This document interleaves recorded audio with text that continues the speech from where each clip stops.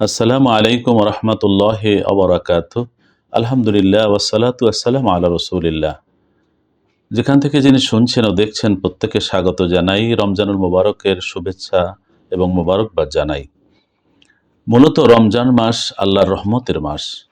আল্লাহ রসুল যেমনটি বলেছেন, আউয়ালুহু রহমাতুন আওসাতুহু মাগফিরাতুন ওয়া আখিরু ইতকুম মিনান নার। রমজানের প্রথম দশক রহমতের, মধ্যের দশক মাগফিরাতের এবং শেষ দশক নাজাতের। আসলে রহমতের মাস, আল্লাহর করুণার মাস, দয়ার মাস। প্রতিটি মুহূর্তই আল্লাহর করুণার এবং দয়ার। আল্লাহর দয়া এবং করুণাতেই তো আমরা বেঁচে আছি। এই পৃথিবীতে আমরা এসেছি, পৃথিবীর সমস্ত কিছু তারই করুণার নিদর্শন।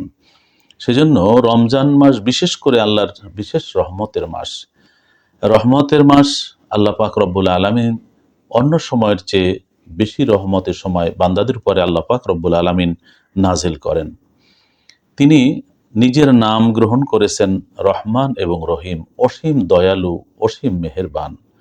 আল্লাহ রাব্বুল আলামিন তাই নিজে যেমন দয়া করেন, অন্যরা আল্লাহর বান্দারা অন্যের উপরে দয়া করুক সেটি তিনি নির্দেশ করেছেন এবং সেটি আল্লাহ পাক রব্বুল আলামিন পছন্দও করেন।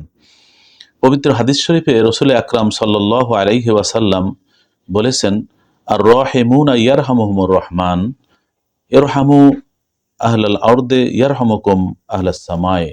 আল্লাহ রাসূল সাল্লাল্লাহু আলাইহি ওয়াসাল্লাম বললেন যে দয়া যারা করে, দয়াশীল তারা, এবং বিশেষ করে আল্লাহ রাব্বুল আলামিন রহমান, তিনি সবার উপর দয়া করেন আর তিনি দয়া করতে আদেশ করেছেন।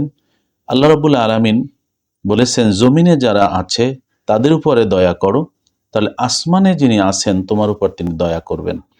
অর্থাৎ আল্লাহ রাব্বুল আলামিন চান যে জমিনবাসী যেন জমিনবাসীর উপরে দয়া করে, মানুষ মানুষের উপরে, মানুষ সৃষ্টির উপরে, অন্যান্য সৃষ্টির উপরে, এই প্রকৃতির সর্বত্র যেন সে করুণা এবং দয়া দেখায়।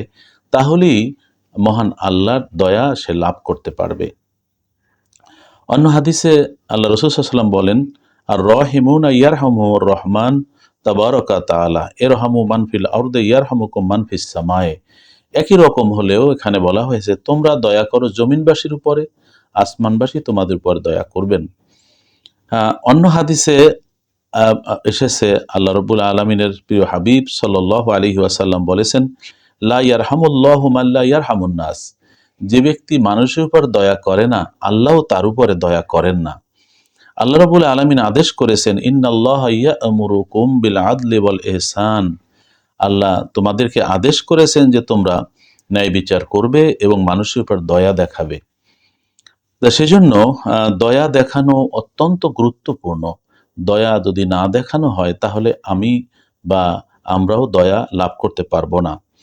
হযরত ওমর রাদিয়াল্লাহু তাআলা আনহু, তিনি ফকির মিসকিন ছাড়া কখনোই ইফতার করতেন না। ইফতারে যদি গরিব লোক না পেতেন, তাহলে অথবা বাসায় যদি অতিরিক্ত খাবার না থাকতো দেওয়ার মতন, তাহলে নিজেও না খেয়ে কাটিয়ে দিতেন।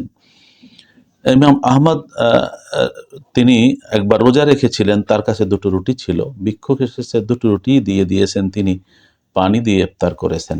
এরকম অসংখ্য উদাহরণ রয়েছে যা সাহাবায়ে কেরাম রিদওয়ানুল্লাহি আলাইহিম আজমাইন, তাবিন, তাবে তাবিন, আইম্মায়ে দ্বীন, এরকম উদাহরণ কারণ হয়েছে যে আল্লাহ রাসূল সাল্লাল্লাহু আলাইহি ওয়াসাল্লামের যে আদর্শ ছিল, সাহাবায়ে কেরাম তো সেই আদর্শই চর্চা করেছেন। আল্লাহ পাকের নেককার বান্দারা তো সেই আদর্শই চর্চা করেন। রাসূল আকরাম সাল্লাল্লাহু আলাইহি ওয়াসাল্লাম সম্পর্কে বলা হয়েছে যে তিনি এত দয়াবান, বিশেষ করে রোজার সময় তিনি প্রবাহিত বায়ুর মতন হয়ে যান। প্রবাহিত বায়ু যেন সকলকে স্পর্শ করে, সকলকে শান্তি দেয়, ঠিক নবী সাল্লাল্লাহু আলাইহি ওয়াসাল্লাম সকলের উপরে তিনি দয়া দেখাতেন। তো সেজন্য আমাদের দয়া দেখানো উচিত। পবিত্র কোরআনুল কারীমে আল্লাহ রাব্বুল আলামিন বলছেন, ওয়া আতাকুম মিন কুল্লি মা সাআলতুমুহু ওয়া ইন তাউদ্দু নি'মাতাল্লাহি লা তুহসুহা ইন্নাল ইনসানা লাযালুমুন কাফফার। আল্লাহ রাব্বুল আলামিন বললেন, তোমরা যাই চেয়েছো তাই তো আল্লাহ দিয়েছেন। তোমরা যদি আল্লাহর নেয়ামত অনুগ্রহ গণনা করো তা কখনো শেষ করতে পারবে না। আর মানুষ হলো জালেম এবং এই নেয়ামতকে শুকরিয়া আদায়কে সে অস্বীকার করে, শুকরিয়া সে করে না, অকৃতজ্ঞ। তো সেজন্য আল্লাহ রাব্বুল আলামিন পবিত্র কোরআনে আদেশ করেছেন, অশকুরু লি ওয়ালা তাকফুরুন, তোমরা অকৃতজ্ঞ হয়ো না, শুকুর করো।